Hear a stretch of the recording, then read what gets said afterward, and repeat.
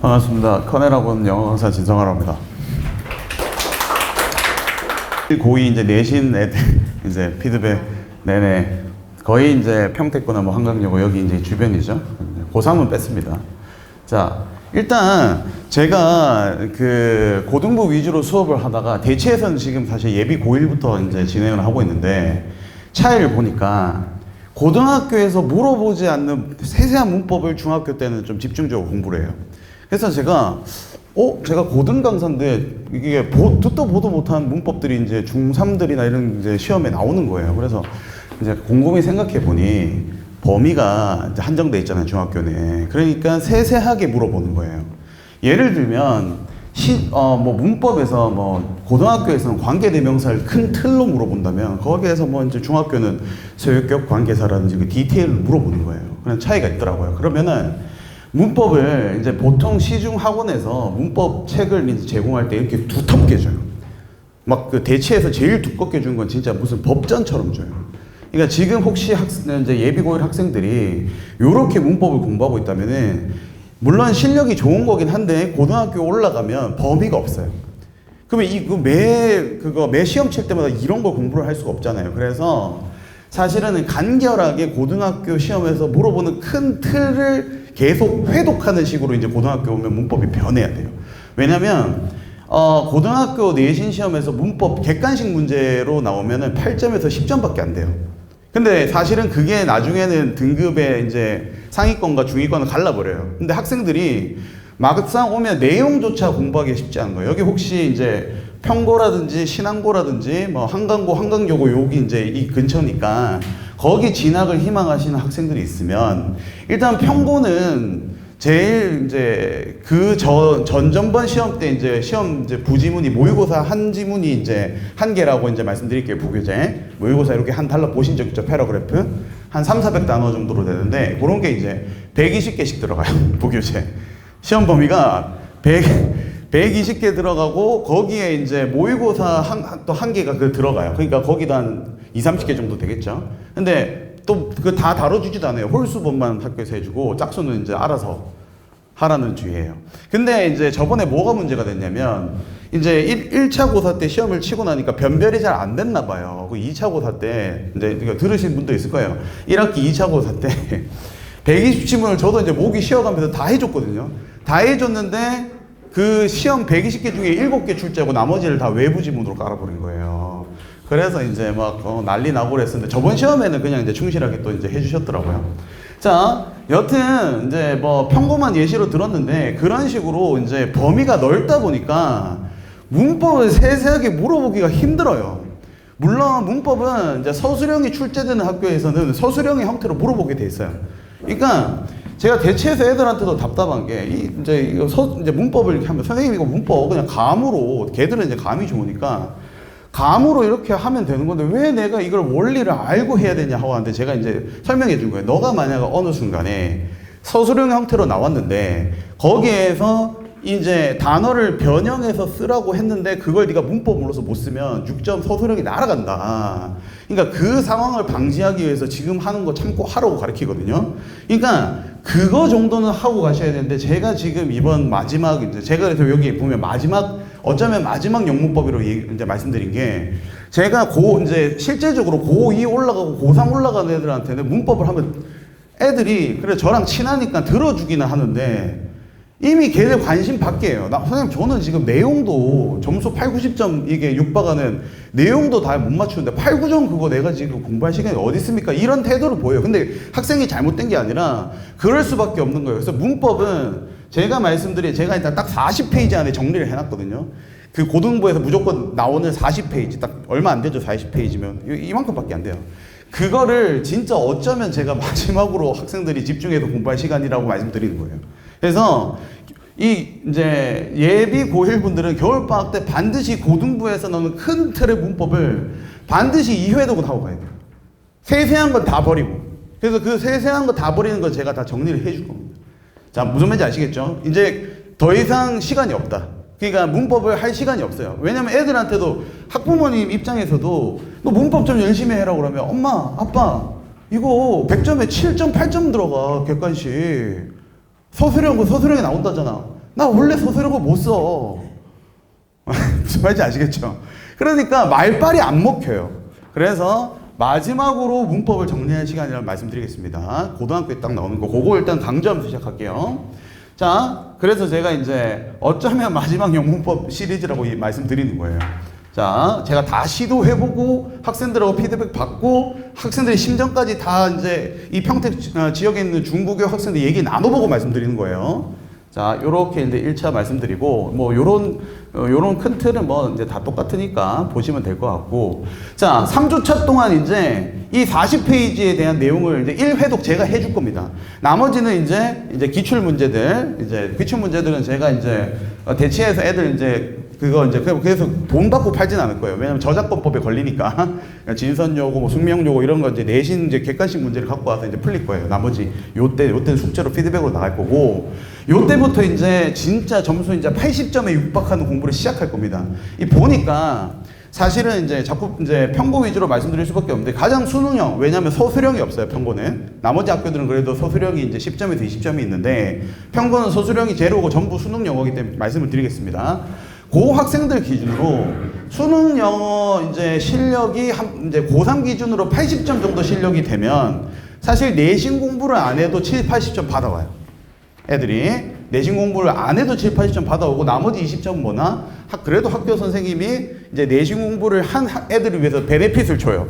수업 열심히 들었냐고 힌트를 줘. 그러니까 막 직접적으로 나온다 이건 아닌데 요거는 좀 나오면 좋겠지. 그 학교에서 자거나 이런 애들은 사실 내신 1등급 받으면 안 되잖아요. 그거는 성실도의 문제이기 때문에. 그래서 한 20점 정도는 이제 학교 선생님 수업 잘 들으면 내신에서 힌트 잘 받아서 오는 거. 80점은 기본 실력으로 구성되어 있다고 보시면 됩니다.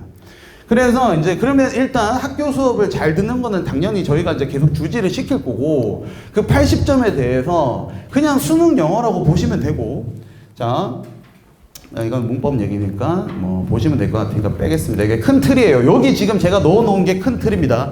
저기 중에서 모르는 게 하나라도 있으면 무조건 이제 구멍이 나니까 자녀분들하고 잘 이 중에 너 모르는 거 뭐 있어 하고 이제 물어보시면 메꾸는 건 이제 제가 윈터 때 잘 메꾸도록 하겠습니다.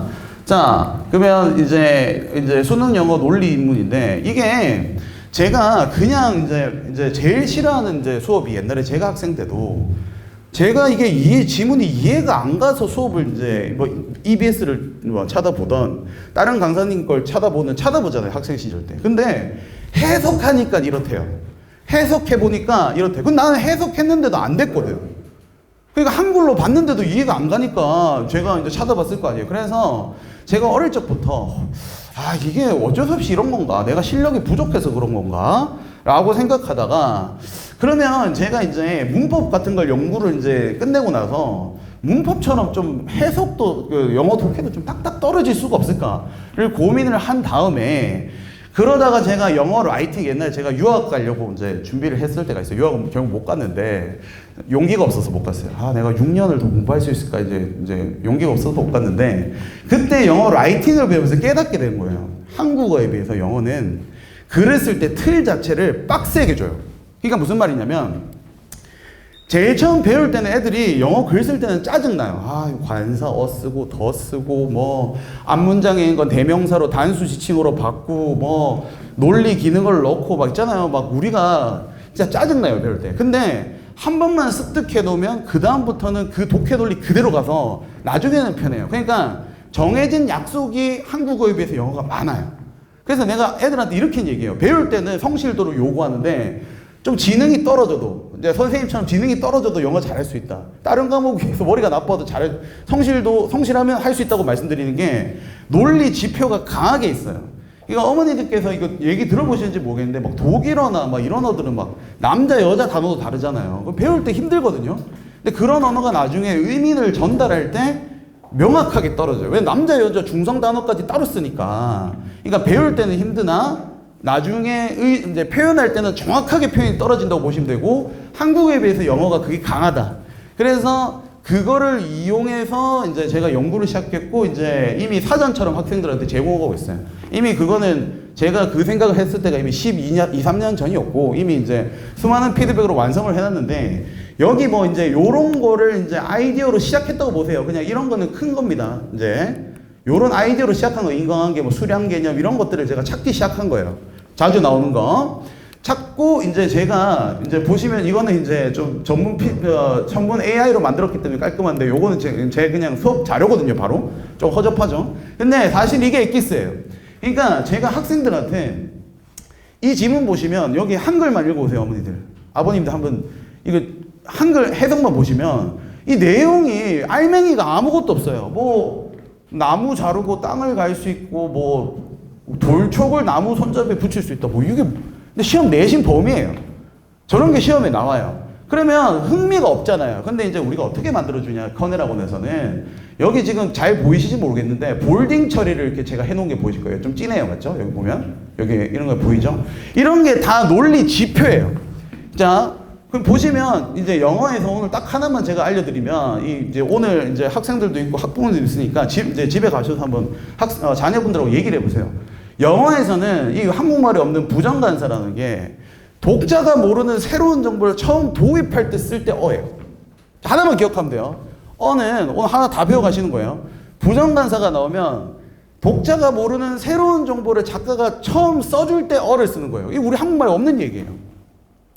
그러면 보세요. 이 독자가 모르는 새로운 정보를 이렇게 줬는데 다음 문장에서 이거에 대해서 설명해 주겠어요, 안 되겠어요? 해줘야겠죠. 왜냐면 글을 쓸 때 누군가를 이해시키려고 글을 써야 될 거 아니에요. 그래서 여기서 보면 나무는 풍부했지만 그러나 여기 보면 부싯돌 촉은 뭐 이게 필요했대요. 이게 무슨 말이냐? 그러면 여기 지금 보면 돌촉과 나무 손잡이인데 나무 손잡이는 많고 돌촉은 부족한 거죠. 그게 이 글의 주제예요. 돌촉이 부족했다.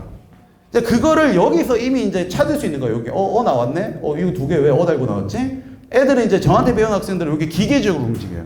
그러니까 저는 저런 식으로 영어 라이팅을 하는 방법이 라이팅 하는 방법입니다. 저런 게.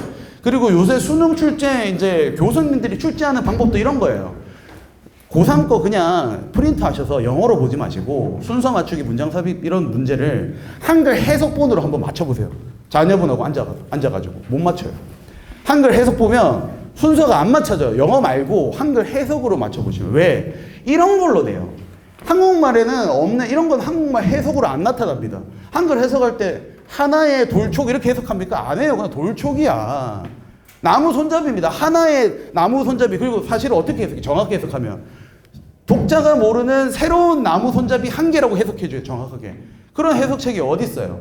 그래서 그러한 거를 이용해서 제가 표현 사전을 이렇게 만들어서 무조건 맞는 원리예요. 무조건 영어 글을 쓸 때 주제를 표현하는 무조건 강한 원리를 이렇게 표현으로 사전처럼 줘요.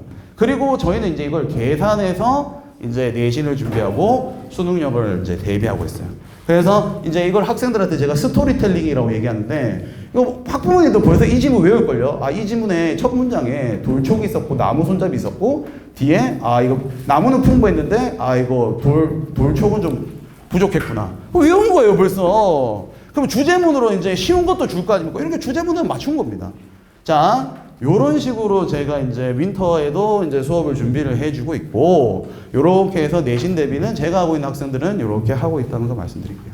자, 그래서 결국에는 문법하고 독해가 떨어진 게 아니라, 자, 문법이란 단어를 열심히 외워야 되는 이유를 말씀드릴게요. 독해를 잘 알기 위해서. 지금 이제 학생들 제가 수업을 해보니까 저는 학생들이 독해나 문법이 된다고 생각하고 가르치는 거예요. 제일 처음에 나도 모르게. 근데 애들이 이 논리를 몰라. 근데 얘기를 나눠보면 똘똘한 학생이에요. 똑똑해. 이거 모를 것 같잖아요. 잘할 것 같아. 근데 왜 안 되느냐? 얘가 지금 아직 문법이 안 되고 단어가 안 되니까 해석 번역하느라 에너지를 다 쓰니까 논리 자체가 안 들어가는 거예요, 애초에. 그래서 내가 투스텝인 걸 깨달았어요. 이걸 제가 5년 전에 깨달았어요. 그래서 학생들한테 맨날 얘기하는 게 일단 먼저 이걸로 이제 유튜브처럼 결과를 보여줘. 이렇게 해서 뭐 애들한테 신기하게 보여줘. 오, 신기하네, 이렇게. 이거 하고 싶지? 예, 하고 싶어요. 그럼 이거부터 하자. 문법부터 하자. 그러니까 문법하고 단어 외우고 내가 번역하는 게 어느 정도 한국어처럼 익숙해지면 그 다음부터 논리가 순차적으로 들어와요. 그래서 항상 투스텝으로 공부하셔야 되고 어법이랑 문법이 먼저다. 그리고 어법은 당연히 문법은 계속 외워야 되는 거지만 영문법은 진짜 예비 고1 겨울방학이 끝입니다. 그래서 선배들이나 지금 자녀분들 지금 고2 고3 있으면 물어보세요. 다. 너 최근에 영문법 공부한 적 학원에서 챙겨준 적 있냐고. 안 챙겨. 학원에서 챙겨주기 싫어서 그런 게 아니라 챙길 시간이 없어요. 지문이 120지문이라니까요. 그거 제가 다 챙기다가 성대 결절 났어요.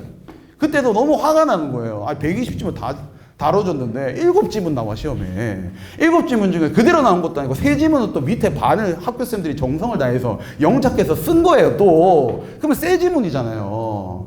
그러니까 애들이 그러는 거예요. 선생님 학교 내신 열심히 준비하니까 오히려 손해본다. 이거 내가 내용 기억한 걸로 쌤이랑 수업한 걸 풀었는데 내용이 달라서 틀렸다 이러는 거예요. 이제 그랬는데 이번 바로 직전 시험에서는 그러지는 않았어요. 한번 이제 많은 항의를 받고 나서. 근데 언제든지 만약에 자기들이 원하는 비율이 있을 거 아니에요. 너무 비율이 1등급이 막 50%야. 막 빵 터질 이러면 안 되잖아요. 그러면 언제든지 그런 짓을 한다. 그리고 그런 걸 대비할 때 어쩔 수 없이 우리는 뭐로 간다? 수능, 영어, 독해 실력이 돼야 되고, 원래 예비 고1을 이제 이렇게 입학하기 전에 제가 학생들한테 뭔 선행이 그렇게 열심히 할 필요 없다. 그냥 고1 모의고사나 고2 거 그냥 3월 거까지 다뤄봐라 하고 했는데, 저번에 제가 또 평고에게 얘기해서 죄송한데, 평고 2학년 교재가 1학년 교재보다 쉬운 거예요. 둘 다 3학년 건데, 3학년 거 초급이 평고 2학년을 쓰고, 아니 1학년들은 고급을 써. 같은 교재인데 이름이. 아니 근데 애들한테 이거 맞는 거냐? 이거 고2 게 왜 더 쉽지? 아니 고1 게 왜 더 그냥 바로 고3 거 나와요.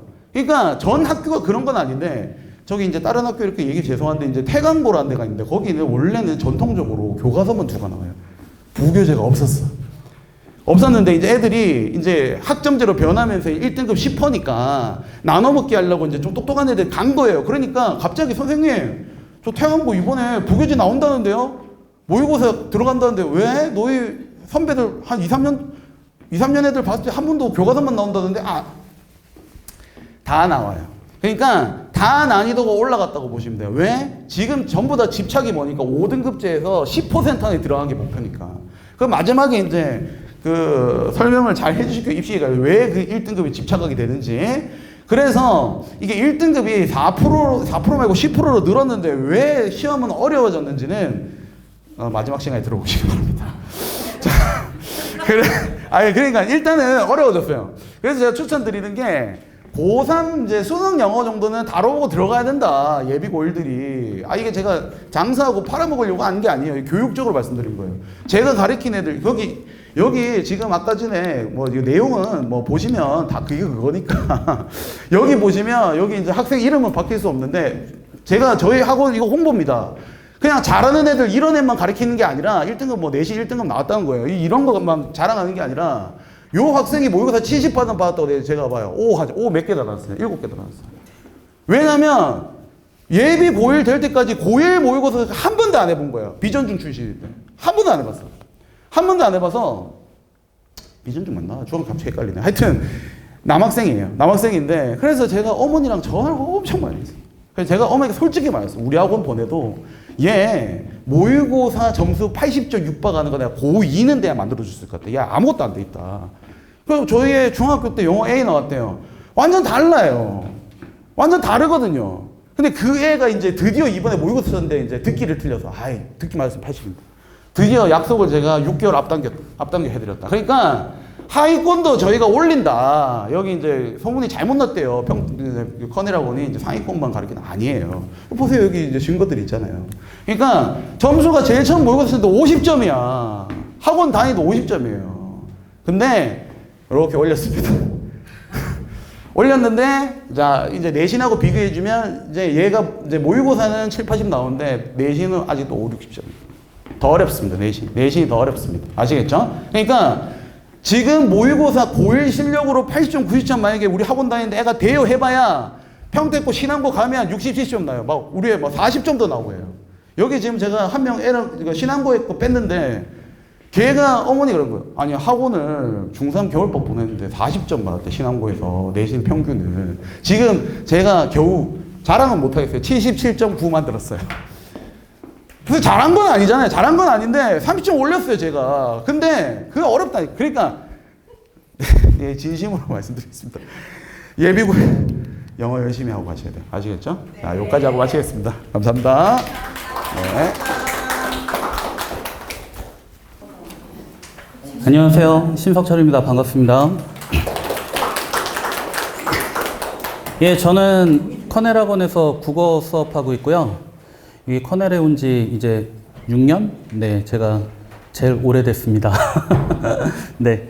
지금 저는 주로 이제 평고를 좀 담당하고 있고요. 저희 국어 같은 경우는 두 분이서 이제 한 팀으로 들어가서 네, 학교 내신할 때는 좀 이제 나눠서 학교를 담당해서 좀 진행을 하고 있습니다. 그런데 이상하게 제가 제일 오래되다 보니까 그 오시는 선생님들이 다 이제 외모가 저랑 비슷한 분들만 이제 뽑는 게 아닌가. 그래서 원장님만 크고요. 나머지 분들은 다 저 같습니다. 그래서 네. 네, 좀 아까 영어 선생님하고 좀 헷갈리지 마시고 저는 이제 국어 담당한다라는 거 좀 말씀드리고 시작하겠습니다. 자. 네, 중학교랑은 좀 많이 달라요. 국어 공부가 좀 많이 어렵습니다. 혹시 큰아이가 지금 고등학교에 올라가시는 분 한번 잠깐만 손 좀 들어주시고. 네. 네, 지금 이제 예비고1, 네, 예비고1이 큰아이다. 네네네. 이게 내신이 좀 많이 달라지거든요. 그래서 좀 체감들을 많이 못 하세요. 그래서 늘 중학교 때는 우리 아이가 이제 90점대를 맞았는데, 고등학교 올라오니까 첫 중간고사에서 아이 점수가 70점이 나왔어요. 근데 70점도 네, 학교에서는 되게 잘 봤다고 그러는 점수인데 어머님들은 만족을 못 하시더라고요. 그리고 이제 좀 심하게 떨어지는 아이들 같은 경우는 50점. 제일 심한 아이는 얘가 지금은 졸업하고 이제 대학교에 갔는데 이 친구가 지금 평고 다니는 친구였는데 첫 시험에서 30점을 맞았어요. 그럼 좀 점수가 많이 심각하죠? 그죠? 근데 얘가 왜 그렇게 풀었냐라고 봤더니 앞부분에 이제 문법이 있는데 이 친구 문법을 좀 못해요. 그런데 문법에서 문제를 풀다가 뒤에 문제를 다 못 풀어버린 거예요. 그러다 보니까 얘가 30점을 맞았는데 진짜 그때 울었거든요. 근데 얘가 결국은 이제 어떤 식으로 이제 국어 문제를 풀어야 되는지 공부하는 방법을 좀 깨닫고 나가지고 조금씩 올라가더라고요. 그래서 두 번째 시험 같은 경우는 이제 70점대를 맞았고 그 다음에 이제 80점대 계속 이제 올라가가지고 이 아이는 지금 동국대 진학을 했는데 얘가 내신이 한 2점대 정도가 나왔는데 그런 아이들에게도 국어 시험은 진짜 미지의 영역이다라는 거를 좀 말씀드릴게요. 보시면은 글씨가 좀 깨졌네요. 자, 중학교와 고등학교 국어 공부가 좀 달라집니다. 여기 보시면 중학교 같은 경우는 개념을 좀 많이 물어봅니다. 그러니까 자습서에 있는 파란 밑줄을 공부하면은 점수가 당연히 나와요. 그리고 그렇게 깊이 물어보지 않아요. 그냥 기본 원리들. 그러니까 뭐 역설법이다. 그러면 이게 역설법이야. 그러면 역설법에 맞는 거 한번 찾아봐. 뭐 이 정도의 문제들이 나옵니다. 그런데 고등학교는 이 개념을 좀 심화하고요. 여기에다 이제 응용력을 요구합니다. 그래서 다른 작품과 연계를 하고 이런 식으로 이제 문제 출제를 합니다. 그리고 여기 학습 내용의 양적, 질적 확대 많이 늘어납니다. 그냥 시험 범위를 보통 이제 시험에 출제하는 작품들을 보면은 기본적으로 한 6, 7작품 정도 이렇게 출제가 됩니다. 그래야 이제 한 2문제, 3문제짜리로 만들어가지고 그래서 한 25문제 정도의 문제를 만들거든요. 그런데 그렇게 구성이 되는데 작품 수를 6, 7작품을 출제하는데 한 40작품? 뭐 이렇게 범위를 넓혀주는 거죠. 그래서 그 범위 내에서 뭐가 나올지 모르는 상태에서 아이들이 공부를 해야 돼요. 그리고 다른 작품하고 이제 연계하고 이거는 시험 범위에 없는 작품인데도 그냥 갖고 와가지고 쓰는 거예요. 이런 것들이 많다 보니까 아이들이 공부해야 할 양이 많이 늘어납니다. 그리고 교과서 외에 다양한 자료들을 활용합니다. 평가 방식도 좀 변하는데 중학교 같은 경우는 외웠는지 알고 있는지 이런 것들을 물어보거든요. 근데 고등학교는요. 추론 적용 능력이라 그래가지고요.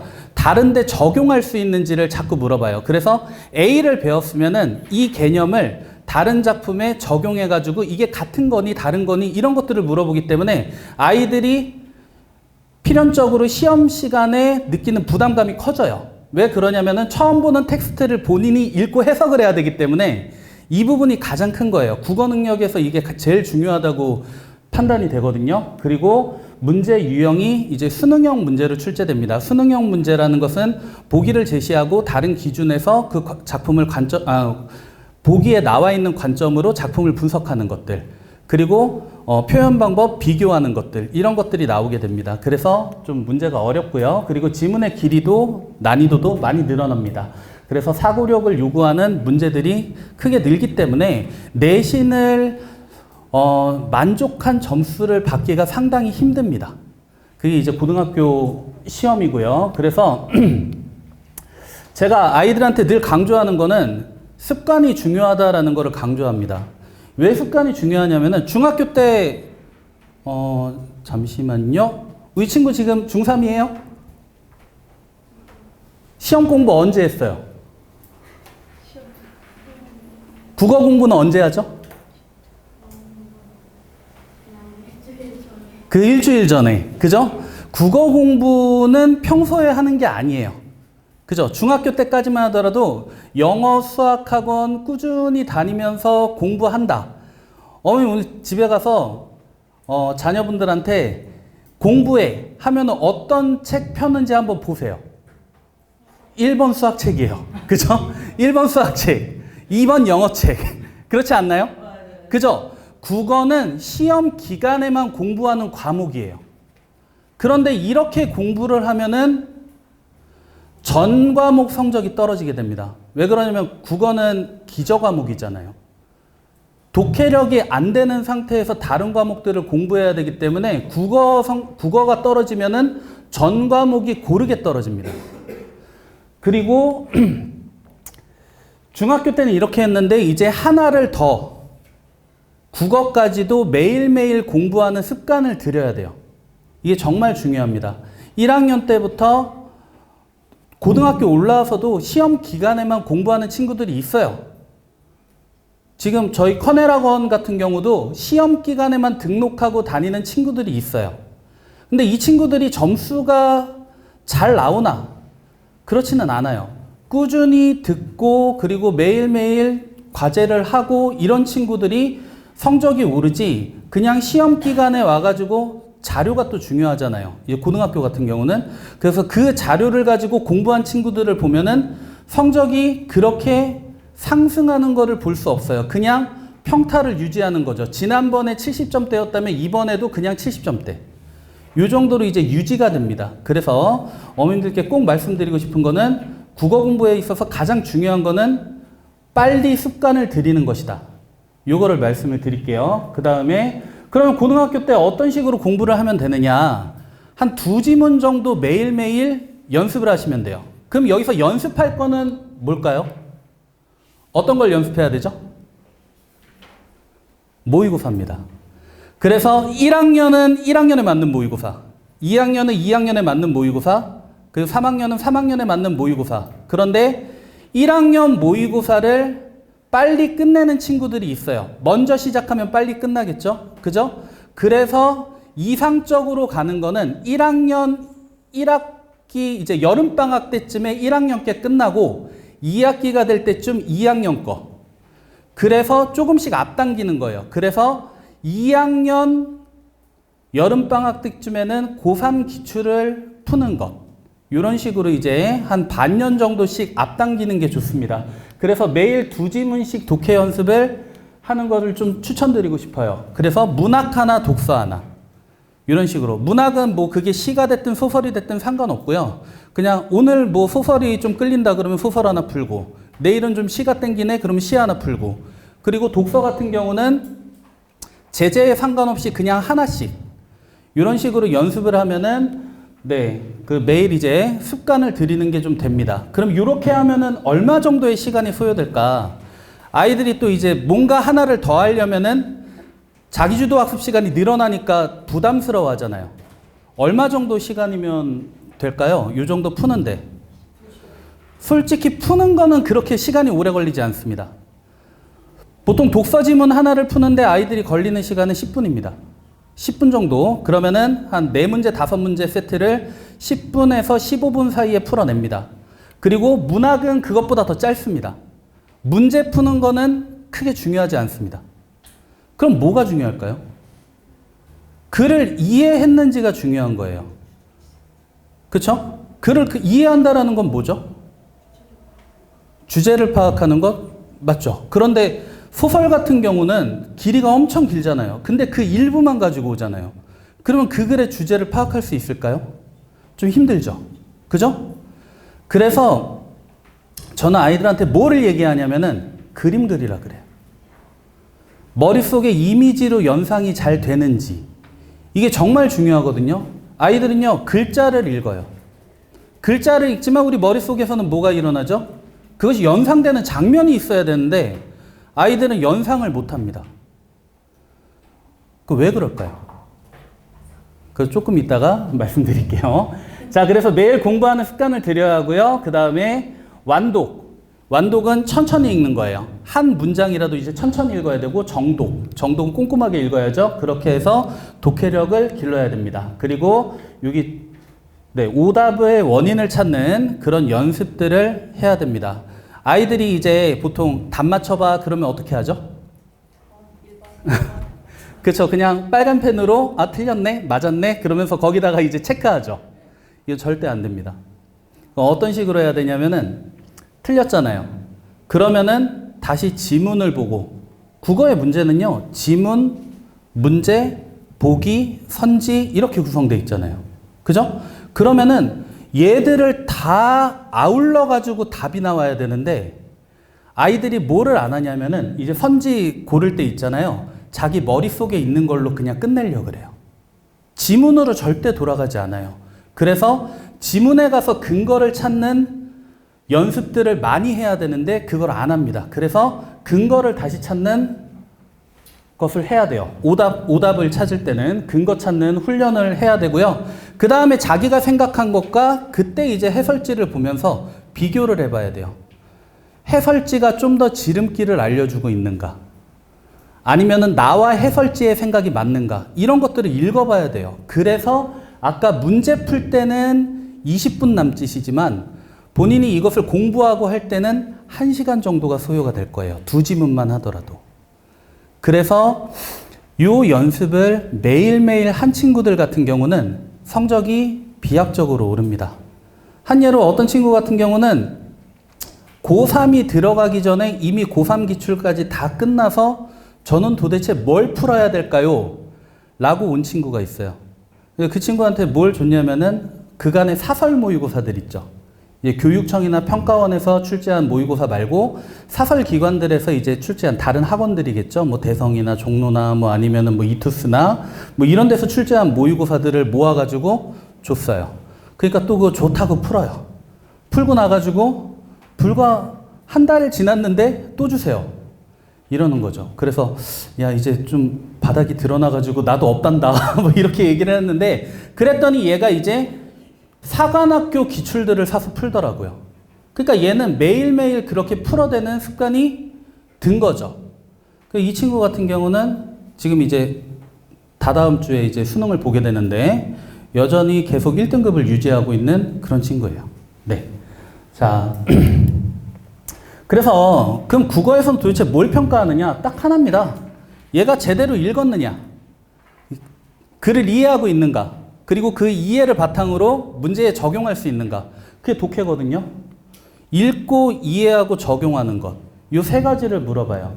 뭐 문제의 구성을 보면은 사실적 사고를 이건 내용일치겠죠. 사실적 사고를 물어보는 문제도 나오고요. 그 다음에 추론적 사고, 그리고 비판적 사고 이런 것들을 물어보는데 결국 이 모든 것들을 다 뭐가 바탕이 돼야? 독해가 바탕이 되지 않으면은 읽어내지 못합니다. 스스로 읽는 능력을 자꾸 길러야 되는데 중학교 때까지는 국어 공부를 너무 편하게 한 거예요. 책 읽어본 적 거의 없죠. 그렇지 않나요? 네, 그냥 독서, 아무 책이라도 책을 봅니까? 쇼츠를 봅니까? 쇼츠. 그렇죠. 쇼츠 재밌죠. 저도 이렇게 넘기다 보면은 그냥 1시간 가요. 그렇잖아요. 빠른 거, 그리고 자극적인 거 이런 것들에만 자꾸 이제 그 즉답적인 거 이런 것들만 보다 보니까 아이들은 글로 된 것들을 제대로 이해하지 못해요. 그런데 보통 우리가 읽어야 되는 지문 하나의 길이가 얼마 정도 될 것 같아요? 보통 한 2,000자 정도 되거든요. 그럼 문단이 한 5개 정도로 구성이 돼 있어요. 이런 글들을 읽는다라고 하지만 사실은 그냥 뭐 한다? 눈으로 글자만 읽는 수준이에요. 그렇기 때문에 쭉 읽었는데 머릿속에 남는 내용이 없는 거예요. 그러니까 문제가 안 풀리죠. 그래서 국어를 잘 못하는 친구들은 어떤 식으로 문제를 푸냐면은 선지 하나의 내용을 지문에서 찾고 있어요. 어디에 있는지. 이게 같은 말인지 다른 말인지. 이렇게 푸는 아이들이에요. 저는 수학을 잘 못했습니다. 저도 안 되는 수학은 어떻게 했냐면은 아니요. 외우는 건 외우는 건데 문제는 풀어야 되잖아요. 안 되는 수학은 어떻게 했느냐. X에다 선지답을 넣어보고요. 역으로 풀었어요. 그런 문제들도 있어요. 근데 지금 국어를 잘 못하는 친구들은 똑같은 일을 하고 있다. 선지를 읽어보고 그래도 얘들은 나아요. 왜? 풀려는 의지라도 있죠. 그냥 찍고 자요. 그렇게 되면은 국어는 영영 포기해야 됩니다. 자, 그래서 이제 학생들이 좀 잘 들었으면 좋겠어요. 문학 공부는 이런 식으로 하고 독서 공부는 이렇게 해야 된다. 그 다음에 문법, 어휘 공부 이렇게 해라 라는 것들을 간단하게 좀 얘기를 할게요. 자, 고등학교 문학 같은 경우는요, 작품 수가 엄청 많습니다. 그리고 난이도가 높아요. 실례로 고전문학 비중이 많이 늘어나는데 고전문학 같은 경우는 친절하지 않습니다. 왜? 네. 중세국어, 근대국어 표기로 쓰여 있기 때문에 그냥 보면은 외계어입니다. 그래서 이것들을 익숙하게 해석할 수 있을 만큼의 어휘력을 길러야 됩니다. 그 다음에 이 다양한 해석 관점을 요구한다. 이게 무슨 말씀이냐면요. 보기를 주잖아요. 그럼 보기에는 표현론적 관점, 반영론적 관점, 그 다음에 효용론적 관점, 그 다음 절대주의적 관점 이렇게 4가지 관점이 있거든요. 그래서 어떤 관점으로 작품을 봤을 때 답이 어떻게 되느냐 이게 맞냐 틀리냐를 물어보거든요.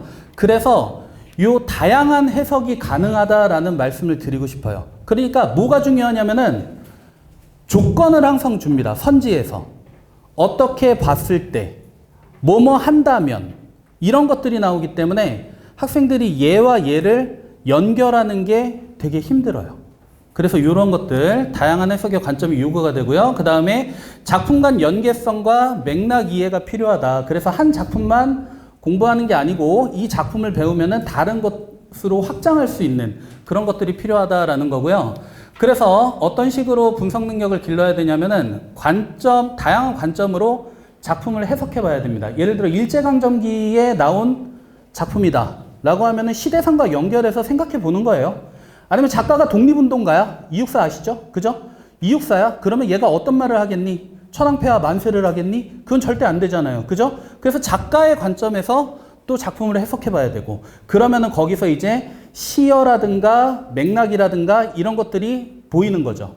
이런 연습들을 많이 해야 돼요. 그리고 작가의 의도와 시대적 배경 연결해야 되고요. 작품에 내포된 의미를 파악할 수 있어야 됩니다. 그리고 요거는 이제 기본이 되는 건데 얘를 이제 윈터 때 중점적으로 할 것들이에요. 그게 뭐냐면은 문학 개념을 좀 정리를 해줘야 돼요. 그래도 기본적으로 문제를 풀려면은 표현 방법이라든가 아니면은 상황이라든가 화자의 상황, 태도, 정서 이 정도는 찾을 수 있는 능력이 필요하잖아요. 그래서 이런 것들을 중점적으로 이제 수업을 할 거고요. 그 다음에 이 장르 특성이라고 하는 건 고전이랑 좀 많이 연결이 되는데요. 어머님들 학교 다니실 때 배우셨잖아요. 향가, 고려가요, 그죠? 시조, 가사 이런 일반적인 특징들이 장르의 특징들이 선지의 개념으로 녹아 나오기 때문에 얘들도 공부를 해야 되는 부분이에요. 그리고 이제 문학사적 흐름과 주요 작가의 특징을 정리하는 거예요. 그 문학사적 흐름이라고 하는 건 결국은 시대적 배경이죠. 이런 것과 연결지어서 공부를 할 거고요. 그 다음에 이제 독서 같은 경우 이 부분이 되게 난감합니다. 왜 그러냐면은 문학과 문법은 내신에서 다룹니다. 근데 독서는 안 다루는 학교도 있어요. 평고하고 신앙고는 독서를 2학년 때 해요. 그런데 이 독서는 교과서로 진행하는 독서가 아니고 기출문제들을 다뤄요. 그러니까 평고, 신앙고 같은 경우는 독서 공부를 그래도 한 학기나마 할 수가 있어요. 그런데 다른 학교들 같은 경우는 독서를 안 하는 학교도 있습니다. 그리고 독서를 교과서로 진행하는 학교도 있어요. 독서 교과서는 그냥 말 그대로 1학년 교과서에 나오는 그냥 비문학 글이에요. 전혀 수능 독서와 연결이 안 됩니다. 이런 것들을 하기 때문에 독서는 학생이 스스로 챙겨야 되는 거예요. 아니면 학원의 도움을 받아야 되는 부분이에요. 독서는. 그래서 고등독서 같은 경우는 지문 길이와 난이도가 크게 늘어납니다. 중학교 때 봤던 학업 성취도 평가보다 독서가 월등히 어려워집니다.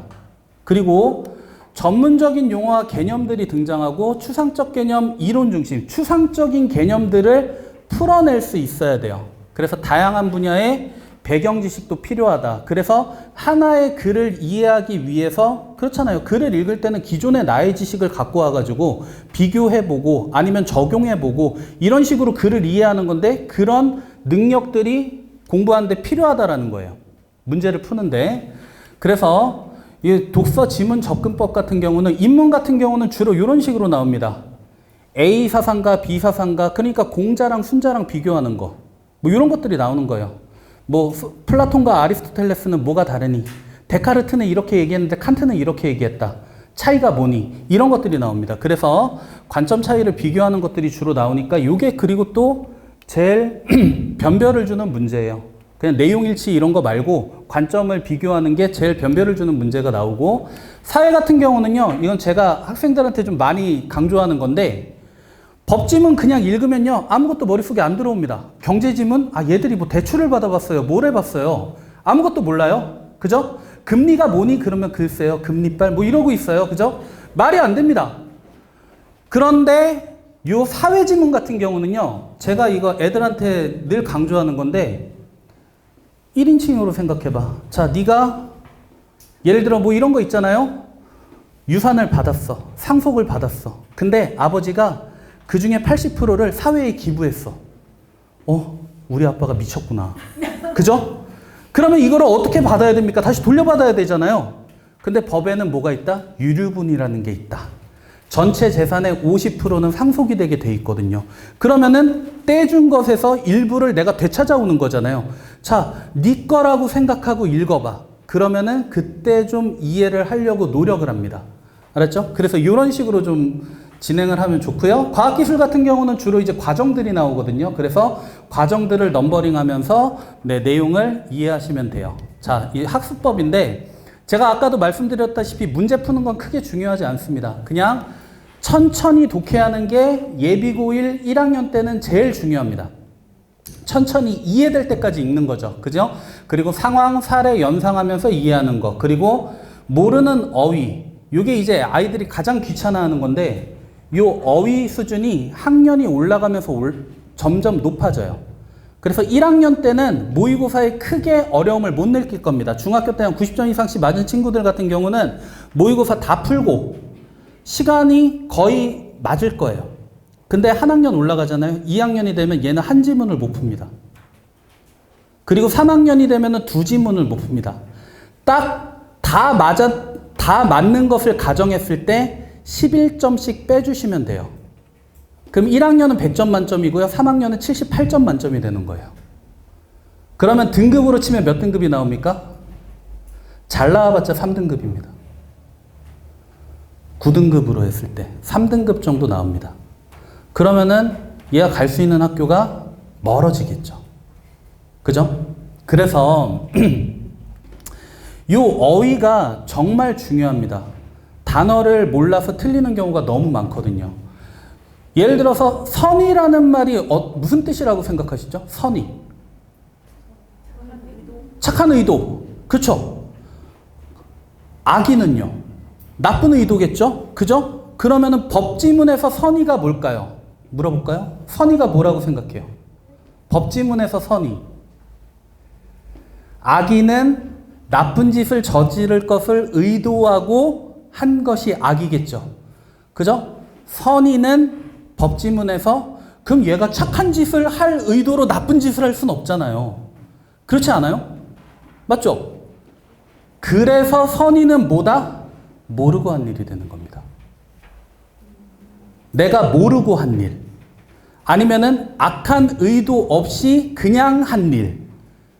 이게 선의가 되는 겁니다. 이런 단어들을 아이들이 너무 몰라요. 문맥적으로 해석을 할 수 있는 것은 한계가 있습니다. 그래서 어휘가 중요하다라고 말씀을 드리고 싶고요. 네, 그래서 이해 안 되는 문장 같은 경우는 반복해서 읽으면서 이해할 수 있도록 노력을 해야 되고요. 그 다음 여기 문법. 이게 내신에서는 상당히 중요합니다. 문법이. 근데 문법은 중학교 문법이 기본이 돼요. 고등학교 와서 품사를 다시 배우지 않습니다. 그리고 단어의 형성 다시 배우지 않습니다. 문장의 구조 안 배웁니다. 고등학교 1학년 내신에 있는 것은 의문의 변동과 문법 요소와 그리고 중세국어 문법이에요.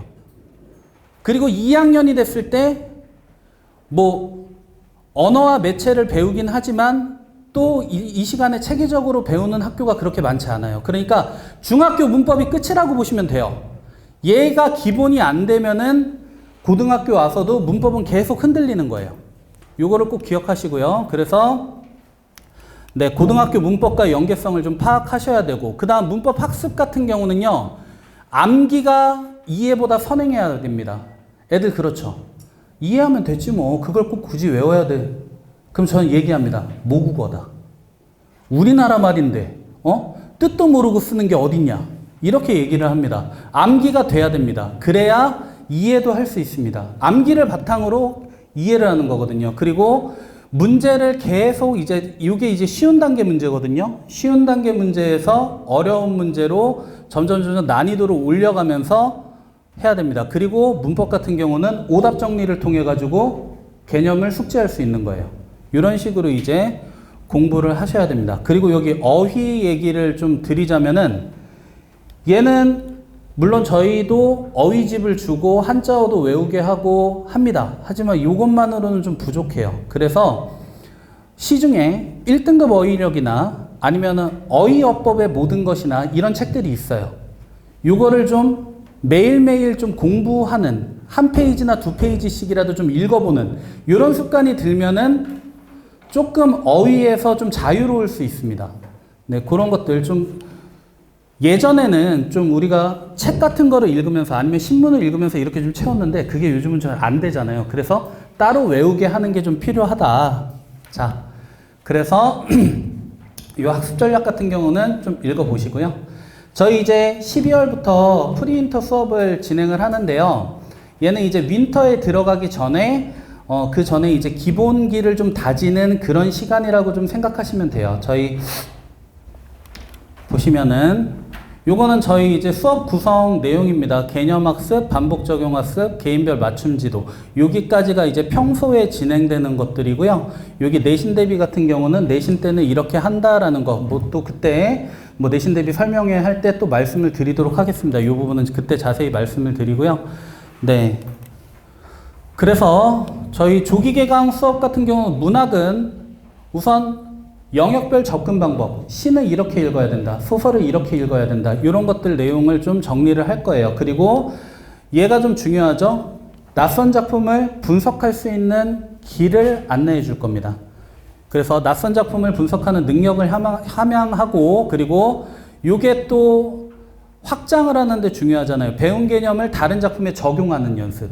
그래서 개념을 배웠으면은 자, 그냥 시 한 편을 주고 같이 한번 해석을 해보자. 자, 여기서 중요하게 짚어야 될 포인트는 뭐니? 화자의 상황이 뭐니? 뭐 이런 것들을 같이 연습을 할 거예요. 그 다음 독서 같은 경우는 아이들이 해본 적이 없기 때문에 우선 주어 서술어 찾기부터 할 거예요. 그래서 주어가 뭔지, 서술어가 뭔지, 그리고 장문 독해 어떤 식으로 진행을 하는지 이렇게 좀 될 거고요. 그래서 중심 문장 찾기, 그 다음에 문단 요약하기 이런 것부터 이제 진행을 할 거고요. 그래서 내용 확인부터 요 사례 적용까지 단계별로 이렇게 네, 지문들은 좀 지문들 같은 경우는 교육청이나 평가원 지문들을 통해 가지고 좀 연습을 할 겁니다. 네, 그리고 과제는 네, 워크북을 제시할 건데 결국 목적은 국어 공부의 습관을 들이는 거예요. 그래서 아이들이 하루에 좀 할 수 있는 양 정도로 그렇게 해서 매일매일 공부할 수 있게끔 이런 식으로 이제 과제가 부과될 겁니다. 그리고 과제 검사 후 뭐 개별 질의응답, 그리고 얘는 뭐 문학이 좀 부족하다, 아니면 독서가 부족하다, 그러면은 취향 영역에 대한 멘토, 이런 식으로 좀 진행을 할 겁니다. 이 12월 달 같은 경우는 저희가 좀 학생들을 봐줄 시간이 좀 많아요. 그래서 따로 이렇게 좀 일정을 잡아가지고 개별적으로 좀 봐주는 그런 계획을 잡고 그렇게 선생님 두 분이서 진행을 하려고 합니다. 네. 저희 5주 커리큘럼 같은 경우는 이렇게 됩니다. 그래서 1주차 이제 개강일이 12월 4일인데요. 이때가 좀 크리스마스 있고, 그죠? 또, 네, 새해 첫날이고 해가지고 조금 걱정은 되지만, 뭐, 크리스마스 뭐 크게 의미가 있나요? 없죠. 의미가 없을 겁니다. 이 전날이 중요하잖아요, 사실. 그쵸? 얘도 이제 종치는 거는 전날 밤에 종치잖아요. 그죠? 저희는 뭐 어쨌든 1월 1일 저녁 때 하는 거라서 크게 상관이 없을 것 같아요. 네, 그래서 이렇게 좀 5주로 진행을 할 거고요. 자, 수업 내용 같은 경우는 문학은 이제 현대시부터 현대시, 그 상황 태도 파악하는 연습, 그리고 소설 같은 경우는 갈등 구조 파악하기. 결국 중요한 거는 문학에서 가장 중요한 건 인물이거든요. 인물이 어디에 배치가 되느냐, 인물이 어떤 상황에 처해 있느냐, 이런 것들을 찾는 그런 연습들을 중점적으로 할 겁니다. 그리고 이 부분이 이제 좀 중요한데, 모든 문학 문제의 첫 번째 문제가 표현상의 특징 문제가 나옵니다. 그래서 이 표현기법과 효과 이런 것들을 좀 정리할 거고요. 독서 같은 경우는 기본부터 문장 읽기, 문단 요약하기부터 해서 이때는 이제 구조에 대해서 좀 얘기를 할 겁니다. 그래서 기본적으로 일반 특수구조나 나열구조 같은 경우는 핵심 정보를 어떻게 파악할 것인가, 이렇게 쭉 여러 개의 문장들이 있는데 뭐가 중심 문장이냐, 그 핵심 구조는 뭐냐, 핵심 정보가 뭐냐, 이런 것들 찾는 거. 그 다음에 비교 대조 구조나 원인 결과 구조, 여기서는 이제 정보 차이를 좀 파악하는 거죠. 그죠? 그래서 정보의 차이, 이런 것들을 파악하고, 문제 해결 구조나 과정 구조에서는 이제 넘버링 하면서 과정을 이해하는 거, 그리고 분석 구조, 분류 구조, 얘는 상위 하위 개념 이렇게 정리하면서 어떤 게 뭐를 포함하고 있는지 얘들을 좀 볼 거예요. 그래서 독서 같은 경우는 기본적으로 글을 읽는, 글을 어떻게 읽을 것인가, 이런 구조적인 분석들을 좀 요 시기에 할 겁니다. 이게 12월에 하는 것과 1월에 하는 커리가 다르거든요. 그래서 이 구조 분석 같은 경우는 이때가 아니면 들을 수가 없습니다. 네? 1월 과정 같은 경우는 이제 기본이 되는 배경 지식을 좀 심어주려고 합니다. 그래서 아이들 모르잖아요. 칸트 철학. 그죠? 그래서 칸트 철학에 대한 기본 개념 설명하고, 그리고 이제 칸트 지문, 이것을 같이 읽으면서 어떤 식으로 이렇게 글이 진행되는지 이런 것들에 대해서 좀 설명을 할 거예요. 뭐 이제 다른 뭐 과학기술 같은 것들도 그런 식으로 진행을 할 거고요. 그 다음 과제 같은 경우는 모의고사 하나를 찢어가지고 하루 풀 분량 정도로 이렇게 네 5일치 이런 식으로 과제가 나갈 겁니다. 그래서 이 과제를 바탕으로 이제 또 수업 시간에 설명도 하고, 그리고 좀 부족한 취향 영역 같은 경우는 좀 더 이제 불러서 멘토링도 하고 이렇게 진행을 하려고 합니다. 근데 이 뒤에 수강 후기 같은 경우는 아이들이 좀 적어준 것들인데, 여기서 좀 보셔야 될 거는 먼저 시작하면 낫다입니다. 네, 여기 이 친구나 이 친구 같은 경우는 여름방학부터 시작하는 친구들이에요. 중3 여름방학부터.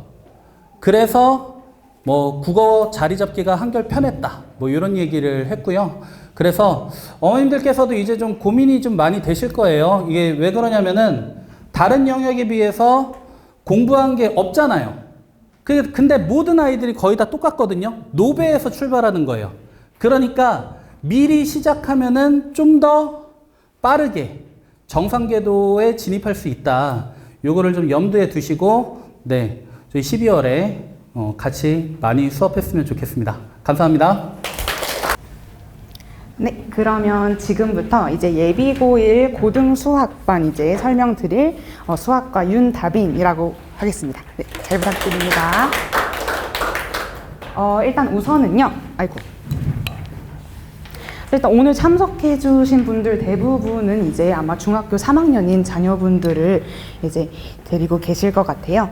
이제 중학교 3학년 입장에서 이제 교육과정이 이제 바뀐 지도 얼마 되지 않았죠. 이제 올해부터 2022년 교육과정으로 이제 시작이 되었고요. 그래서 이제 고등학교의 체계나 이제 어떤 방식에 대해서 익숙하지 않으신 분들도 많이 계실 것 같아요. 그래서 이제 고등학교 1학년 수학은 이제 어떤 식으로 이제 학습을 해야 되는지, 그리고 이제 나아가 그걸 바탕으로 저는 어떤 수업을 진행하고 이제 학생이 중학교 3학년에서 고등학교 1학년이 되면서 어떤 내용들을 공부하게 되는지 등등 이제 전반적으로 이제 설명을 드리면서 시작을 하겠습니다.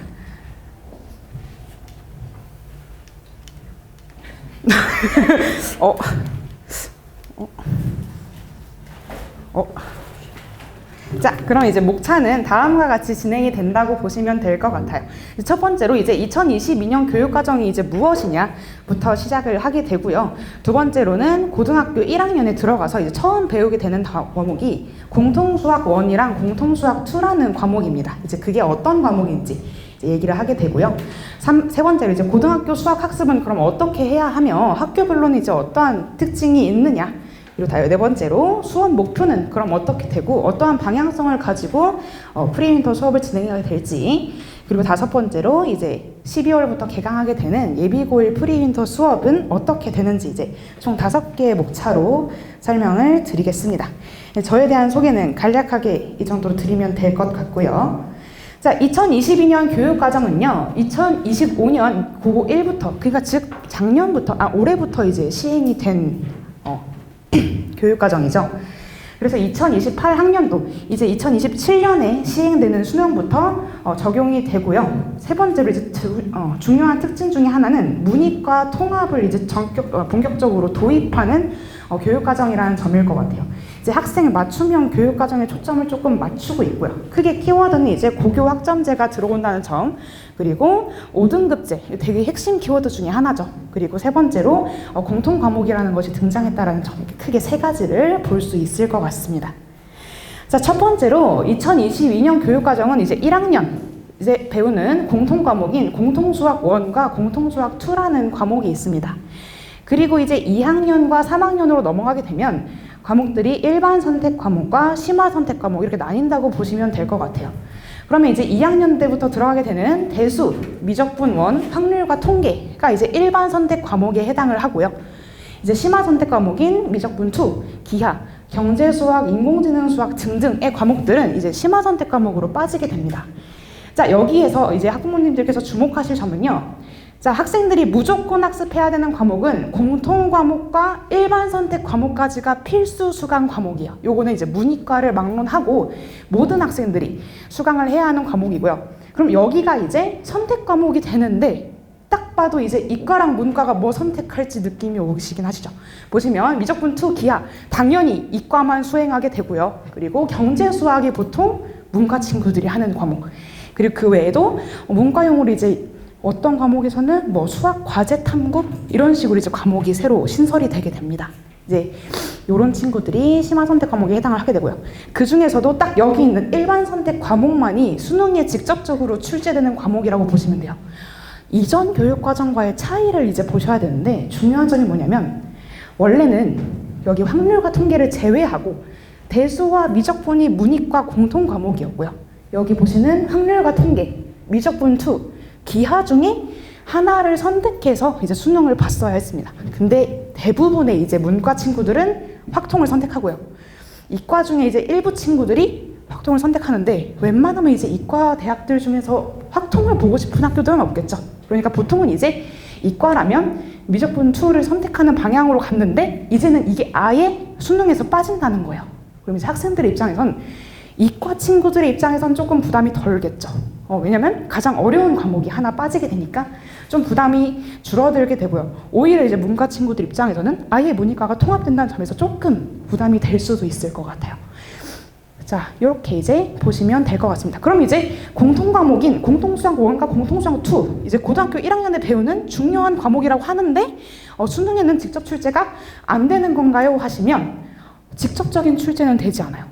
예를 들어서 대표적으로 이제 고등학교 1학년 2학기 공통수학 2 과목에 있는 원의 방정식이라는 단어는 학생들이 가장 어려워하는 단원 중 하나입니다. 근데 거기서 배우는 세세한 내용들은 이제 수능에 직접 출제되진 않아요. 근데 이제 대략적인 개괄이라던가 이런 게 원의 방정식이야 라는 내용들은 수능에 출제가 되는 거예요. 그러니까 이제 고등학교 1학년 과목이 수능에 안 나온다고 해서 소홀히 할 과목은 아니라는 얘기가 되겠죠. 자, 그렇다면 이제 두 번째 토픽은 5등급제로 변화했다는 얘기입니다. 우리 기존에 이제 등급제는 9등급제로 나뉘어서 이제 1등급이 4%, 2등급이 7% 이제 이런 식으로 이제 매겨졌다면 5등급제로 변화하면서 지금 보시면 보이겠지만 각 등급별 인원이 거의 2배 이상 늘어난 것을 볼 수 있어요. 그럼 그 말인즉슨 1등급에 들기 쉬워졌다는 얘기가 되죠. 그래서 실제로 이제 9등급제 기준 학교 정원이 300명이라 치면 12명 정도가 이제 1등급에 해당을 했고요. 이제 바뀐 등급제 기준은 거의 30명 가까이 되는 인원이 1등급에 들어갈 수 있다는 얘기예요. 그래서 생각보다 작년에 비해서 학교별로 이제 시험의 커트라인도 상당히 낮아진 걸 볼 수 있습니다. 그럼 이제 볼 것은 1등급에 들기 그만큼 쉬워졌다는 얘기도 되면서 반대로 2등급이었을 때 타격도 크다는 얘기가 되겠죠.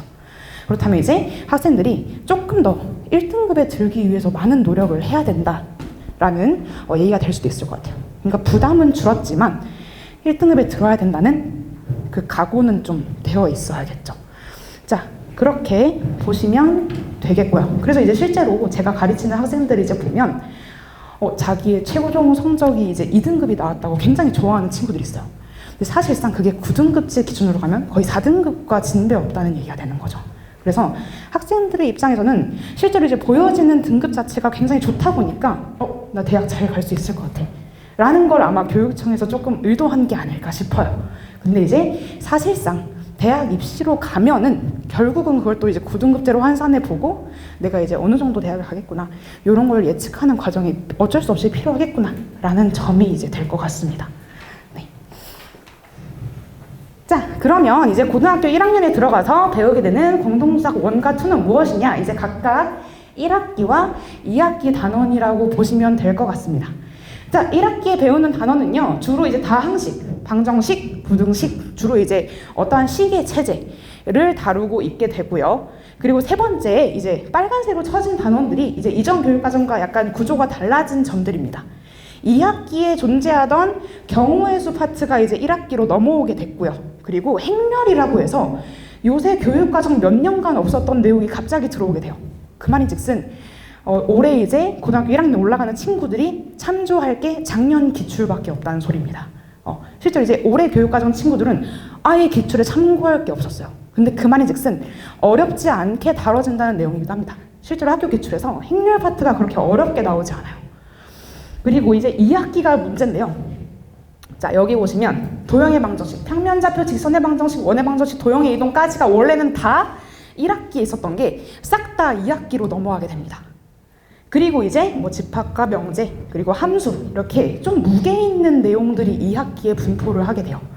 그래서 1학기의 내용은 생각보다 가벼운 반면에 2학기의 내용이 다소 무거워지는 경향이 있습니다. 이것도 아마 고등학교에 이제 들어오는 학생들의 학습 부담 완화를 위한 정책 중에 하나로 이제 판단을 하고 있어요. 그 말인즉슨 지금 현재 고등학교 1학년 기준 여름방학은 불과 3주에서 길어봐야 이제 4주 정도를 갖고 있습니다.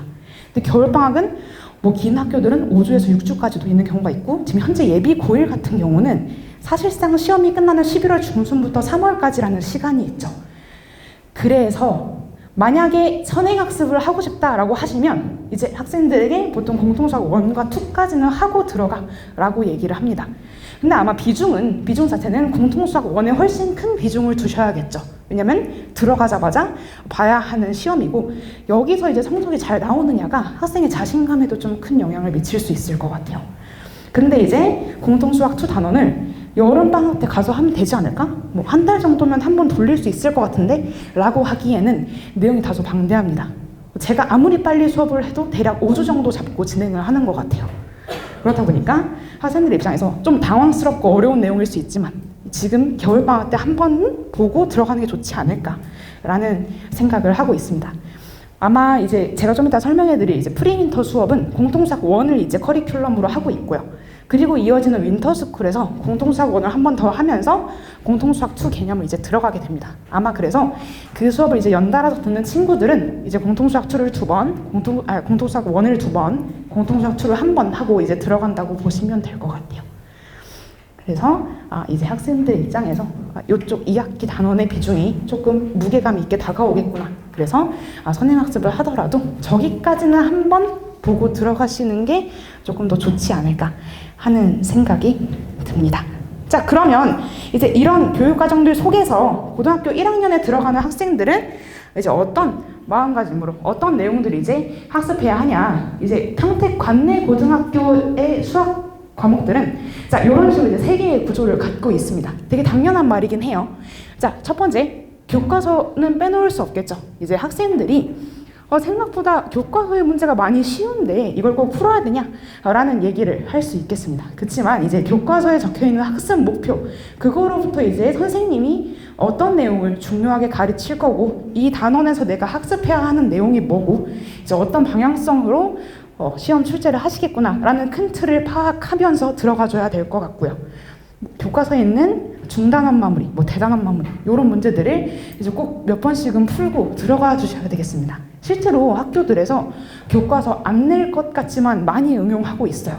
그래서 실제 제 학생들의 경우에도 몇 번씩 회독을 시키고 있고요. 그리고 나서 교과서 풀었어. 그러면 이제 자기 수준에 맞는 문제집을 선택하셔야 될 것 같습니다. 이제 유형 문제집이 될 수도 있고요. 조금 어려운 심화 문제집이 될 수도 있을 것 같습니다. 자, 유형 문제집이라고 하면 이제 고등학생들이 많이 푸는 것 같은 경우는 중학생도 많이 풀고 있는 센 있을 거고요. 또 이제 많이 푸는 걸로 마플이라는 문제집이 있어요. 그것도 많이 풀고 있고요. 만약 조금 어려운 걸 풀겠다고 하시면 고쟁이 많이 풀고 있고요. 나는 어려운 걸 풀고 싶은데 좀 모의고사를 준비하고 싶어? 이러면 자이스토리나 마더턴 같은 교재도 많이 사용하고 있습니다. 이제 그런 것들은 학생의 난이도에 맞게 잘 선택을 하라라고 권장을 드리는데, 그럼 학생들이 가장 많이 하는 질문 중에 하나가 선생님 그럼 몇 권 풀어야 돼요? 라는 질문을 굉장히 많이 해요. 저는 이제 권장드리는 게 한 2권 정도만 딱 풀라고 얘기를 합니다. 네, 교과서 풀고요. 이제 좀 이따 설명드릴 부교재 풀고요. 이제 학원 교재도 이제 이쪽에 속할 것 같은데, 저희 학원 교재 같은 경우는 제가 지금 직접 자체 제작을 하고 있으면서 시중에 있는 한 6개 내지 7개 정도의 문제집을 다 분석하여서 만들고 있기 때문에 어쩌면 유형 문제집의 역할을 하고 있다고 보실 수 있을 것 같아요. 그럼 이제 애들한테는 조금 어려운 거 풀어, 이렇게 해서 심화 문제집 하나 선정하는 정도로만 제안을 하고 있습니다. 그러면 문제집을 여러 개 푸는 게 도움이 되지 않냐라는 말씀을 하실 수 있는데, 좀 이따 설명드리겠지만 고등학교 때 중요한 건 많은 문제를 푸는 게 중요한 게 아니에요. 많은 문제를 푸는 게 아니라 한 문제를 풀더라도 다른 방식으로 풀고, 한 문제를 풀더라도 깊이 있게 푸는 게 더 중요합니다. 단순히 양치기로 됐던 거는 중학교 수준에서 끝이라고 보시면 돼요. 그래서 이제 한 2개, 많아도 3개 안쪽의 선에서만 문제집을 풀어라 라고 얘기를 하고 있습니다. 자, 그리고 이제 부교재 같은 경우는요, 평택 관내 학교들은 무조건 학교들이 거의 다 부교재를 선정하고 있습니다. 부교재라는 것은요, 교과서로 수업을 나가되 교과서에는 문제가 생각보다 많지 않아요. 그렇다 보니까 선생님들이 이제 자기의 보조교재로 쓸 문제집을 하나씩 선정을 하는 거예요. 근데 평택에 있는 학교들은요, 웬만하면 이제 모의고사와 교육청 유형의 문제를 굉장히 사랑하고 있기 때문에 교재 또한 EBS 교재를 많이 씁니다. 올림포스 또는 조금 어려운 거 풀겠다 하는 학교들은 올림포스 고난도 이런 거 쓰고요. 평택고는 2학년 넘어가면 자이스토리가 부교재였던 것 같아요. 네, 약간 그쪽 학교는 좀 수준 있게 교재를 잡은 걸 볼 수 있죠. 그래서 웬만하면 이제 EBS 교재를 부교재로 하고 있구나. 근데 부교재에서 시험 문제의 절반 이상 나온다는 얘기는 시험 자체가 어느 정도 모의고사랑 교육청을 대비하게끔 학생들을 돕고 있구나라는 특징 또한 아실 수 있습니다. 네. 자, 그러면요, 많이들 궁금해하셨던 내용 중에 하나였을 텐데요. 학교별로 이제 내신 특징은 어떻게 되느냐. 이제 크게 4가지 학교만 추려봤습니다. 이제 그 외의 학교들도 있지만 이제 웬만하면 저희 학원에 많이 다니는 재원생을 기준으로 한번 작성을 해봤고요.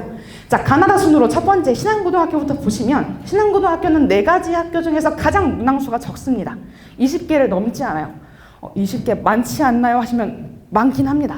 50분 주는데 20문제 풀라는 얘기는 한 문제당 2.5분을 넘기지 말라는 얘기죠. 네. 근데 그럼에도 가장 적은 문항수를 가지고 있으면서 난이도는 어느 정도 있는 편이에요. 이제 교육청 문제를 기반으로 하고 있기 때문에 이제 끝에 있는 한 3-4문제 정도는 이거는 1등급을 가르기 위한 문제다 라고 보시면 될 것 같고요. 교육청 출제 유형을 많이 풀리고 있는데 애초에 부교재가 EBS 교재라고 했었죠. 그렇다 보니까 그것들이 조금 응용되어서 나오는구나 라고 보시면 되겠습니다. 문제는 이제 객관식과 주관식을 섞어서 출제를 하고 있는데요. 나머지 학교 보시면 알겠지만 전부 다 객관식 모든 문제로 이제 변형이 됐어요. 유일하게 주관식을 출제하고 있는 학교이기도 하고요. 그리고 1학년 때는 조금 부교재 사용이 덜 와닿을 수 있는데 2학년 올라가면 부교재를 거의 적극적으로 사용해요. 그러니까 문제를 거의 변형하지 않고 출제가 되는 경우도 있습니다. 그러니까 학생 입장에서는 부교재가 너무너무 중요한 학교 중에 하나예요. 자, 평택고등학교 같은 경우는 문제 수가 적진 않아요. 한 22문제 정도? 근데 문제는 난이도도 높다는 게 문제입니다. 내 학교 중에서 난이도는 가장 높은 것 같아요.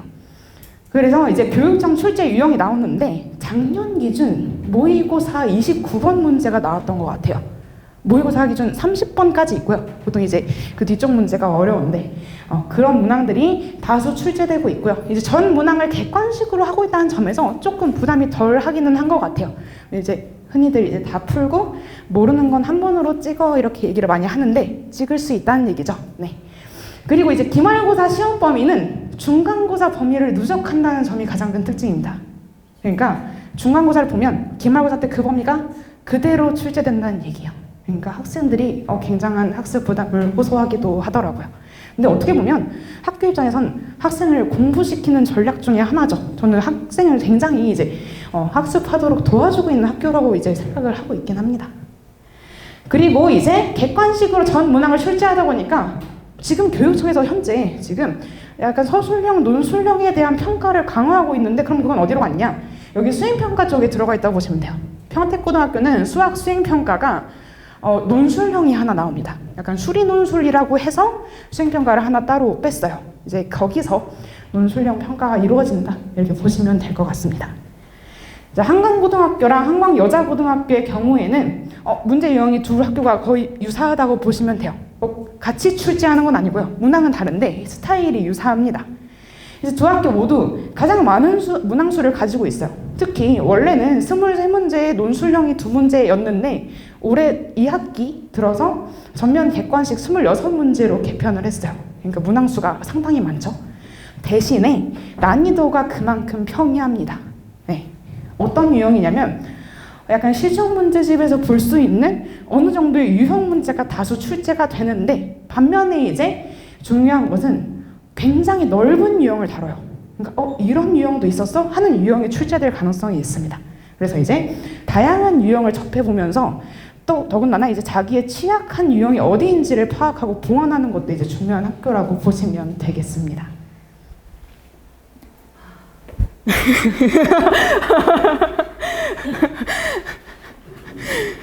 자, 그러면 이제 학생들의 입장에서 고등학생이 이제 된다는 것은 무엇이냐?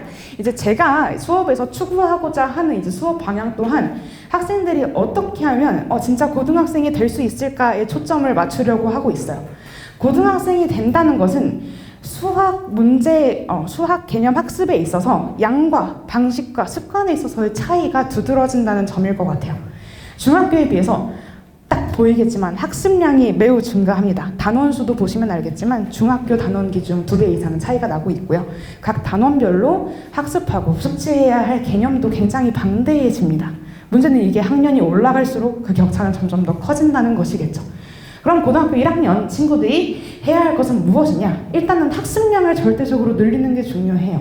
제가 매번 얘기를 하지만 고등학교 1학년의 수학 성적은 절대적으로 수학 학습 시간에 비례하는 것 같아요. 근데 무작정 이제 앉아가지고 푸는 것이 중요한 게 아니고 그 문제를 푸는 데 있어서 어떤 방식으로 풀고 어떠한 습관을 가지고 푸느냐도 중요하겠지만 일단은 속된 말로 이런 말이 있죠. 그 엉덩이가 무거워야 되는 거죠. 네. 오래 책상 앞에 앉아 있으면서 문제를 진득하게 푸는 연습을 하는 게 이번 겨울방학 때 필수적으로 필요할 것 같고요. 두 번째로 어떠한 습관으로 푸느냐도 굉장히 중요할 것 같아요. 수학 문제를 체계적으로 풀어나가고 싶은데 내 풀이 과정이 중구난방 난리가 나. 그러면 안 되겠죠. 그래서 이제 예비 고1 같은 경우에는 제가 수업을 하면서 이제 중간중간 문제를 푸는 것을 이제 돌아다니면서 봐요. 그러면서 이런 거는 이렇게 풀어나가는 게 좋을 것 같아 라든지 이거는 좀 이렇게 정리하는 게 좋겠다라는 약간의 코칭이 조금 들어갈 수 있을 것 같습니다.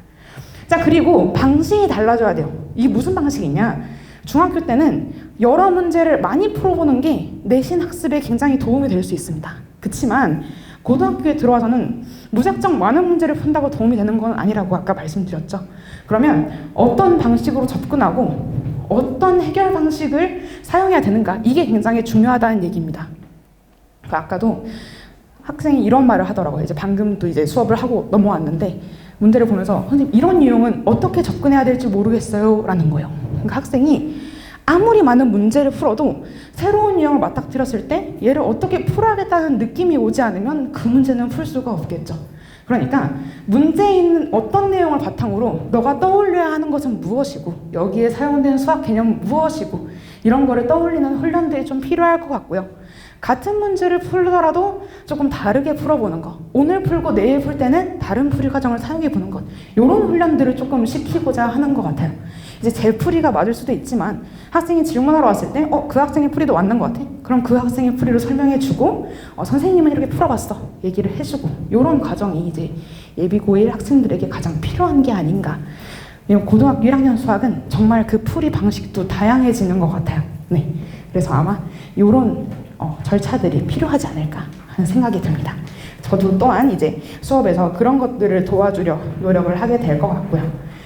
그리고 이제 고등학교 수학들은 어떤 내용들을 위주로 공부해야 하느냐. 일단 첫 번째, 개념과 유형, 확실한 개념 학습과 그 개념을 적용하기 위한 유형 학습이 반드시 따라와 줘야겠죠. 기본적인 이제 필수적인 개념들을 이제 제가 설명하고 이제 학생들은 그에 맞는 유형 문제를 풀이하면서 바로 이제 개념도 적용해보고 하는 시간이 이제 필요할 것 같아요. 저는 이제 칠판에 판서 수업을 하고 있고요. 웬만하면 이제 특히 2학기에 도형예방정식 단원 같은 경우 이제 가보면 약간 공식들이 굉장히 많이 나와요. 그러면 그 공식들이 어떠한 과정으로 증명되었는지 그걸 아는 것이 이제 학생들이 문제를 푸는 힘이 되기도 하거든요. 그럼 이제 학생들은 그걸 보고 필기에 이제 부족한 부분을 함께 채워나가고, 그리고 그걸 바로 적용할 수 있는 유형 문제를 하나씩 풀어보고 그 여분의 문제들을 이제 집에 가져가서 숙제로 해오게 됩니다. 자, 그리고 이제 내신 대비를 하기 위한 고난도 문항 같은 거 당연히 이제 도전해 봐야겠죠. 그리고 이제 마지막으로 고등학교 수학에서는 교육청 문제를 떼놓을 수 없을 것 같아요. 보시면 이제 각 학교들의 경우 그 실제로 이제 모의고사나 교육청 유형의 문항을 많이 출제하고 있다고 말씀을 드렸죠. 그렇기 때문에 이제 학생들도 그런 유형들을 좀 접해볼 필요가 있을 것 같아요. 왜냐하면 중학교 3학년까지 접근해왔던 문제들과는 완전히 결이 다른 문제가 등장을 합니다. 당장 이제 3월 학력평가를 보게 되면 이제 중학교 3학년에 배웠던 내용들이 이제 3월 학력평가에 그대로 이제 출제가 됩니다. 그치만 자기가 센이나 뭐 1품 같은 어려운 문제들을 풀었다고 풀리지 않는 문제들이 등장을 한다는 거예요. 그러면 이제 고등학교 1학년이 되기 전에 그런 문제를 풀어보고 대비하는 과정들이 필요하겠죠. 네. 그래서 이렇게 세 가지를 중심으로 해나간다고 보시면 되겠습니다. 자, 제 수업 방식은요, 이제 세 가지 단계로 진행이 되는데요. 일단은 첫 번째, 직전 차시를 복습하고 그 숙제로 해온 문제들을 질의응답하는 시간을 갖게 됩니다. 요거는 이제 개인적인 이제 개별 피드백으로 들어가기도 하고요. 좀 이 문제를 모르는 친구들이 많은 것 같아? 그럼 그런 문제들을 거수해서 칠판에 풀이하기도 하는 방식으로 진행을 합니다. 그리고 이제 개념 학습을 하고 난 뒤에 그 개념을 바로 적용할 수 있는 유형별 문제 풀이가 이제 들어가서 이제 크게 세 단계로 구성이 된다고 보시면 될 것 같아요. 그러면 이제 제 수업에 대한 소개를 이제 마지막으로 말씀을 드리겠습니다. 자, 예비9일 공통수학 1 프리윈터 수업은요, 차시로 보면 다음과 같은 차시로 진행이 됩니다. 시간을 보시면 3시간씩 주 2회, 생각보다 학생들이 버거워하는 수업 시간일 수도 있어요. 하지만 고등학교 1학년 넘어가면서 가장 중요한 것은 오랫동안 공부를 하면서 앉아있을 수 있는 능력이 필요하다고 말씀드렸죠. 그래서 이제 3시간 동안 저와 함께 수업을 하면서 조금씩 학습 시간을 늘려가는 연습을 하기 위해서 저렇게 책정이 되었고요. 그리고 공동수학 1의 핵심 단원을 마무리하게 됩니다. 보시면 단원에 경우의 수와 행렬은 잠시 배제를 해두었습니다. 왜냐면 경우의 수와 행렬은 생각보다 학습 부담이 굉장히 적은 단원이기도 해요. 그래서 고등학교 1학년 수학을 처음 마주하는 친구들이 학습하면 좋을 만한 단원 이제 총 8가지 정도의 소단원으로 구성을 해봤고요. 보시면 알겠지만 다항식 여기 안에 아마 곱셈공식이라는 내용이 있다는 거 중학생 친구는 알고 있을 거예요. 그 내용과 인수분해, 2차 방정식, 2차 함수, 중학교 때 나왔던 내용에서 그대로 연장선상의 내용입니다.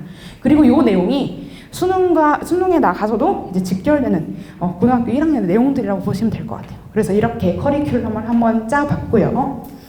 자, 수업 대상은 공동수학을 오늘 처음 학습하는 학생 또는 개념을 했는데 너무 오래됐어, 한 반년 정도 지난 것 같아 하는 친구들에게 수업 대상으로 삼고 있고요.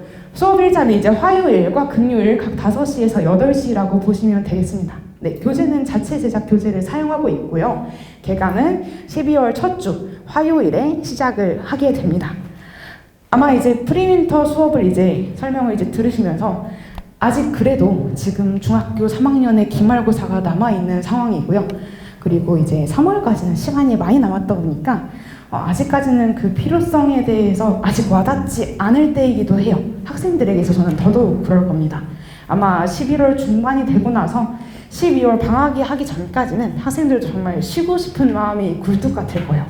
그렇지만 지금 학년을 올라간 학생들한테 물어보면 가장 후회되는 순간이 예비고1로 넘어가는 그 겨울방학이었던 것 같아요. 왜냐면 그 이후에는 계속 진도 나가고 선행하고 문제 풀고 하느라 바쁘니까 어떻게 보면 가장 여유로웠던 순간이 지금이 아닌가 하는 생각을 하더라고요. 그래서 어떻게 보면 지금 미래에 이제 수학 문제를 잘 풀고 잘 학습하기 위한 이제 기초가 되는 시간이 아닐까. 그래서 학생들이 가장 후회 없는 한 달을 보낼 수 있게 되면 좋겠습니다. 네, 여기까지 설명을 마치겠습니다. 혹시 질문이 있으신 분들은 따로 저한테 말씀해 주시면 감사할 것 같습니다. 네, 감사합니다.